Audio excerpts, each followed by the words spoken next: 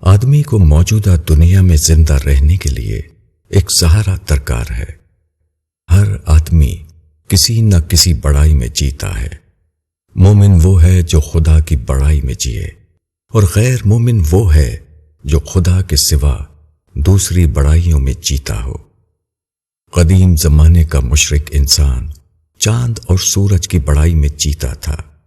موجودہ زمانے کا مادہ پرست انسان مادی قوتوں کی بڑائی میں جی رہا ہے۔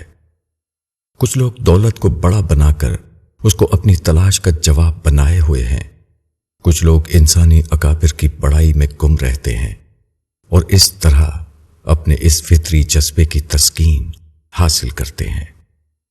یہ تمام کی تمام شرک کی صورتیں ہیں۔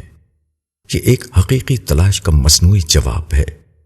مومن وہ ہے جو فطرت کی تلاش کے سچے جواب کو پالے، جو ظاہری چیزوں میں نہ اٹکے بلکہ ظاہری اور نمائشی چیزوں سے گزر کر آخری حقیقت تک پہنچ جائے۔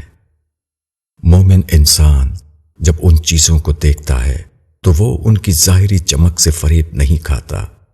یہ تمام چیزیں اس کو صرف مخلوق نظر آتی ہیں۔ وہ اس کو اسی مقام عجز پر دکھائی دیتی ہیں جہاں وہ خود کھڑا ہوا ہے۔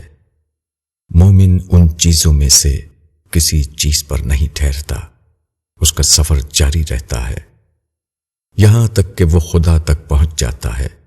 وہ مخلوقات سے گزر کر خالق کو پا لیتا ہے۔ مومن وہ ہے جو اپنی تمام چیزوں کو خدا کا عطیہ سمجھے، جو اپنے عجز کی تلافی خدا سے کرے، جس کو زمین کے حسن میں خدا کا حسن دکھائی دے، جس کو کائنات کی عظمت میں خدا کی عظمت نظر آئے، جو تمام بڑائیوں کو خدا کی بڑائی کا عکس سمجھتا ہو، جو خدا کے جلووں میں اس طرح گم ہو جائے کہ اس کی حمد خوانی اس کا لذیذ ترین مشغلہ بن جائے۔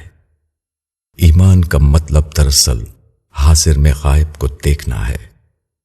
جو کچھ سامنے ہے اس میں اس چھپی ہوئی چیز کو دیکھ لینا ہے جو سامنے نہیں ہے۔ جس کو یہ نظر حاصل ہو جائے اس کو اپنے چاروں طرف صرف خدا کی بڑائی دکھائی دیتی ہے۔ وہ صرف خدا کو اپنا سب کچھ بنا لیتا ہے۔ وہ خدا کی بڑائی میں اس طرح گم ہو جاتا ہے کہ اس کو نہ اپنی بڑائی نظر آتی ہے اور نہ دوسروں کی بڑائی۔ مولانا وحید الدین خان۔